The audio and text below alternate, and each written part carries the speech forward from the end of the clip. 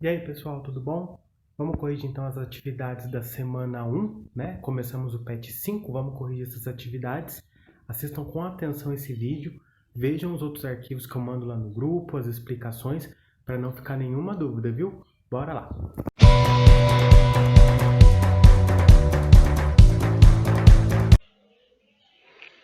Então, pessoal, as nossas atividades estão lá na página 31. Nessa semana nós continuamos falando sobre a genética, falamos um pouco sobre o que é a variabilidade genética, o papel dos gametas, né, do espermatozoide e do óvulo na transmissão de características para os filhos, porque é muito importante guardar esses conceitos porque a gente vai ver durante esse PET. Essa semana já começamos a ver sobre os trabalhos do Mendel, os cruzamentos que ele fez, os experimentos que ele fez com as ervilhas. É importante a gente ter muita coisa em mente para poder compreender todo o funcionamento da genética dentro do nosso corpo. Então vamos lá, número 1. Explique com suas palavras o que é variabilidade genética. Esse termo aqui, pessoal, variabilidade genética, é um termo muito importante, principalmente quando a gente estuda as populações de seres vivos. A variabilidade genética podemos falar que seria a diversidade, a variedade de DNA, de genes que tem dentro de uma população de ser vivo. Por exemplo, você imagina uma população de, sei lá, de miquinho no meio de uma matinha aí que tem por aí. Existem, por exemplo, várias populaçõezinhas ali de micos, por exemplo, você tem, sei lá, você tem uma mata gigantesca e em cada local você tem uma população menor de miquinhos. Se cada miquinho, cada população tem sua quantidade de, seu perfil de DNA ali, suas variedades. A variabilidade genética, ela ajuda nessa diferenciação, nessa variedade de ser vivo, de DNA, esses DNAs diferentes dentro de um grupo, porque na hora que esses miquinhos, esses seres vivos foram se reproduzir, é importante que se misture bastante o DNA para ser resistente a mudanças no ambiente. Porque vamos imaginar nesses miquinhos que a gente acabou de falar. Se todos eles se reproduzissem só em grupinhos fechados, vai chegar um tempo, os DNAs deles vão ser muito iguais. E se tem alguma doença genética, algum problema nessa população, às vezes sozinho esse DNA não, essa doença não aparece. Mas se você tem dois genes ali dentro de uma mesma pessoa, essa doença aparece. Então, quanto menos variedade, menos variabilidade genética numa população, maiores as chances de aparecer doenças. Imagina que acontece uma mudança nessa matinha, uma árvore que eles comiam as frutas lá morre, não existe mais. Se o corpo deles consegue digerir outro tipo de alimento, eles conseguem sobreviver. Se eles não conseguem fazer isso, eles vão acabar morrendo. Então a variabilidade genética, essa diversidade de DNA dentro de uma população é importante para isso, para eles ficarem resistentes a doenças, a mudanças no ambiente, a não ter doenças dentro da população. Essa variabilidade garante que a espécie continue sempre surgindo coisas novas, conseguindo sobreviver no ambiente. Que se ficar tudo muito igual, muito homogêneo, a chance de dar coisa errada é muito grande.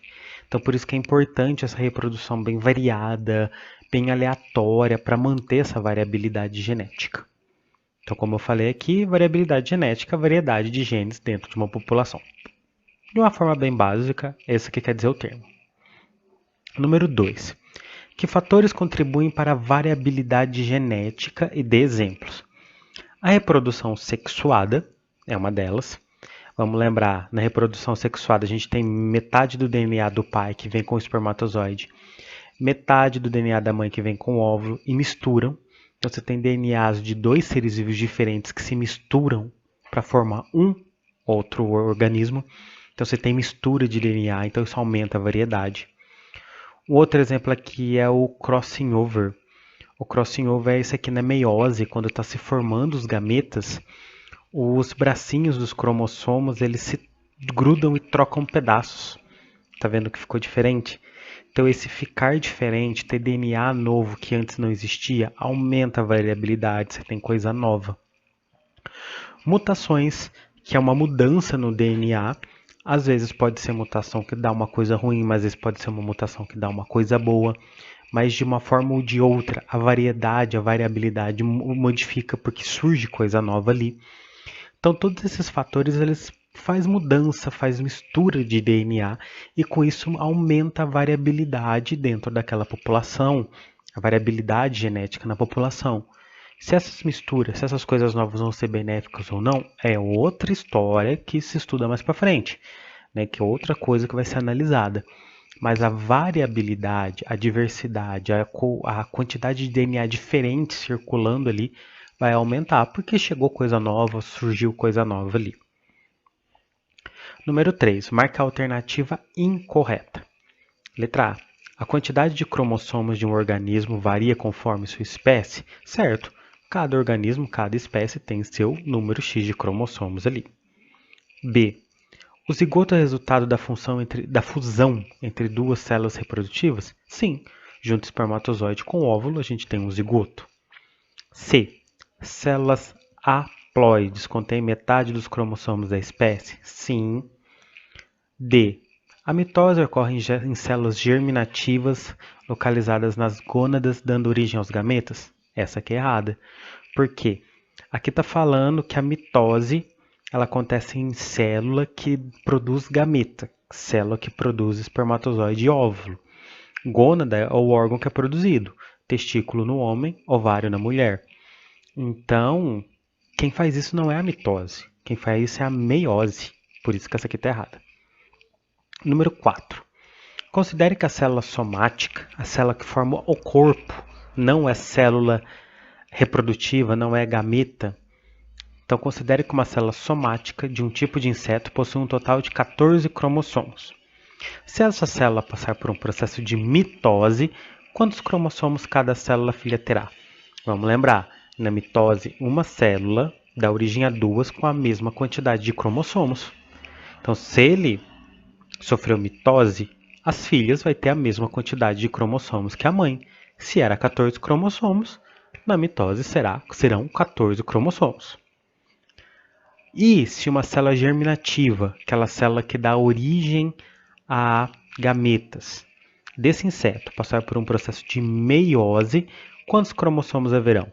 Meiose, uma célula, dá origem a 4 células filhas com metade do cromossomo. Só lembrar aqui, ó, meiose, meio, metade. A gente pega a quantidade de cromossomo e parte no meio. Então, na meiose, se eram 14 cromossomos a célula do corpo, na meiose, cada gameta vai ter metade, então ele vai ter 7. E a número 5, explique como os gametas estão relacionados com a transmissão das características hereditárias. Que a gente falou lá na questão número 2, os gametas eles levam parte do DNA dos pais, metade do DNA da mãe, metade do DNA do pai, para se juntar e formar um novo indivíduo. Então, isso que faz ele ser relacionado com transmissão de característica hereditária. Porque isso aí, transmissão de característica hereditária é você passar as características do corpo de pai para filho, né? Hereditária, algo que passa de pai para filho. São os gametas que fazem isso, são eles que pegam o DNA dos pais e se levam para a formação de um novo ser vivo no momento da fecundação. Então, essa que é a participação dos gametas nisso aí. Levar o DNA dos pais, o material genético dos pais, para fazer a formação de um novo ser vivo. Correto, pessoal? Entendido? Espero que sim. Se ainda tem dúvida, volta, assiste esse vídeo, lê o material, os outros vídeos que eu mandei. Não vamos ficar com dúvida, que é importante guardar esses conceitos que a gente está falando hoje para entender o que vai vir por aí nesse PET 5. O assunto é fácil, muito interessante, mas tem que ter bastante atenção. Então, é isso. Eu espero ver as atividades dessa semana e a gente se vê por aí. Até mais.